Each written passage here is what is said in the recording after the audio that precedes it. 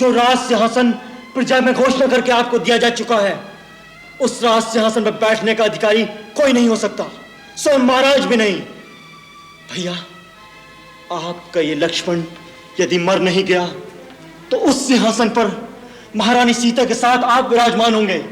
महाराज दशरथ और उनके चहेते भरत दोनों आपके दरबार में करबद्ध खड़े होंगे।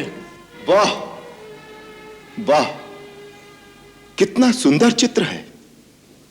पिता हाथ बांधे सामने खड़ा है और पुत्र अपनी पत्नी के साथ आसन पर बैठा उन्हें आज्ञा दे रहा है। आकाश से उतरकर देवता भी आएंगे इस दृश्य को देखने के लिए कि अयोध्या में मानव सभ्यता ने कितनी उन्नति कर ली है। स्वामी का परित्याग स्त्री के लिए बड़ी निंदा का कार्य है। आपको ऐसी बात मन में भी नहीं लानी चाहिए।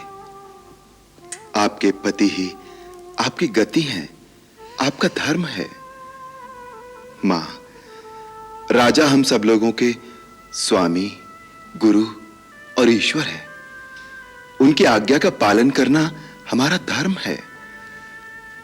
मेरे धर्मात्मा पिता को छोड़कर आप मेरे साथ वन में नहीं जा सकती। मैं वनवास पूरा करके फिर आपके चरणों में लौट आऊंगा। मां, 14 वर्ष तो पलक झपकते ही बीत जाएंगे। 14 वर्ष? तेरे बिना 14 वर्ष? ठीक है, जाओ, पिता का वचन पूरा करो, माता की आज्ञा का पालन करो। सबका धर्म, सबके वचन, सबके कर्तव्य पूरे हो जाएंगे। परंतु इसके बीच बीच जाएगी अकेली कौशल्या। 14 वर्ष तक तेरी बाट देखते देखते ये आंखें पतरा ना गई। तेरी प्रतीक्षा के बीच ये प्राण रह जाएंगे तो 14 वर्ष के बाद तुझे देख लूंगी। हाँ, तू तो वन गमन का व्रत लेकर मां से विदा मांगने आया है। ये नहीं जानता विदा के साथ साथ तूने मां के प्राण मांग लिए, मां के प्राण मांग लिए। राम, मां,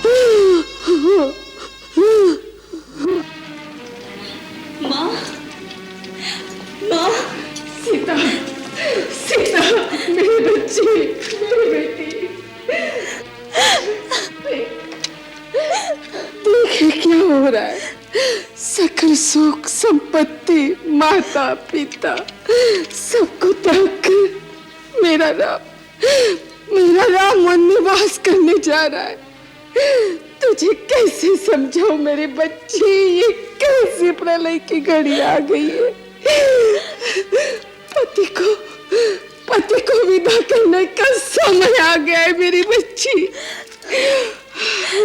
मैं सब सुन चुकी हूँ, मैं सब जान चुकी हूँ सीता, इसलिए मैं अभी आपसे विदा मांगने आई हूँ।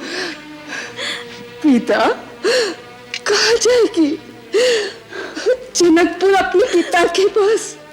नहीं नहीं मेरी बच्ची, मैं अकेली रह जाऊंगी।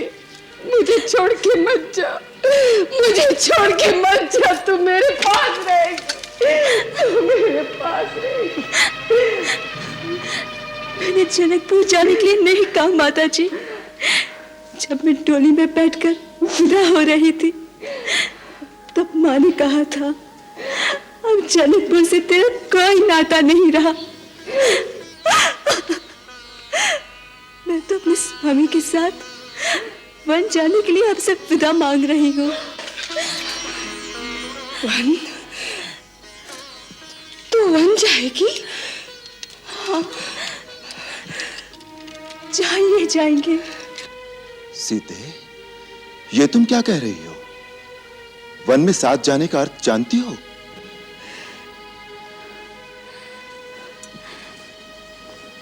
मेरे लिए आपका साथ ही सब कुछ है, फिर अर्थ और अनर्थ जाने की मुझे क्या आवश्यकता? तुम्हें अनुमान नहीं है सीते, मुलायम मखमल के नीचे जो पैर कभी नहीं पड़े, वो दुर्गम वन के कांटे कंकर से भरे रास्ते पर कैसे चल सकेंगे? विषैले नाग, हिंसक वाघ, भयानक राक्षसों से भरे भीषण वन में तुम कैसे रह सकोगी? जैसे सीता के नाथ रहेंगे, मेरे प्रभु साथ होंगे, तो मेरी और आंख उठाने का साहस कौन कर सकता है? उन दुस्सह दुखों को तुमने कभी देखा नहीं है सीते। दुख आपके चरणों की सेवा से दूर रहने से बड़ा और कोई दुख मेरे लिए नहीं है नाथ। जैसे बिना जीव के देह, बिना जल की मछली, इसी प्रकार बिना रघुवीर के ये जानकी एक पल जी नहीं सकती। भावना के आवेग में आगा पीछा नहीं सोच रही। वो जीवन बहुत दुखदाई है, बाद में पछताओगे। दुखदाई तो आपका वियोग है प्रभु। मेरे लिए तो सुख और दुख का अर्थ बस इतना ही है, जहां आप हैं वहां मेरे लिए सुख ही सुख है, और जहां आप नहीं वहां स्वर्ग भी मेरे लिए नरक से अधिक दुखदाई है। नाथ, जीवन भर साथ रखने के लिए वचनबद्ध होकर क्या आपका अकेले वन में जाना अधर्म नहीं कहलाएगा? हे आर्य श्रेष्ठ, अपने धर्म के साथ मुझे भी अपने धर्म का पालन करने दीजिए। माता पिता भाई बहन सारे नाते पीछे रह जाते हैं, केवल स्त्री ही स्वामी के भाग्य का अनुसरण करती है। माँ ने समझाइए ना कि मुझे छोड़कर ना जाए।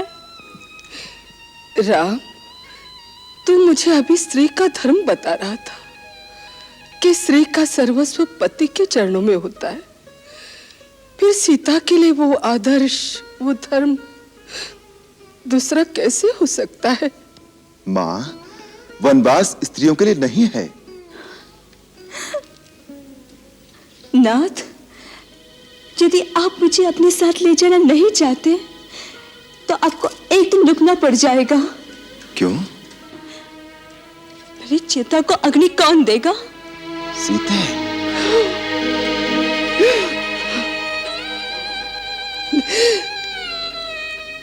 ये ठीक कह रही है राम। अगर सीता के प्राणों की रक्षा चाहते हो तो इसे अपने साथ ले जा।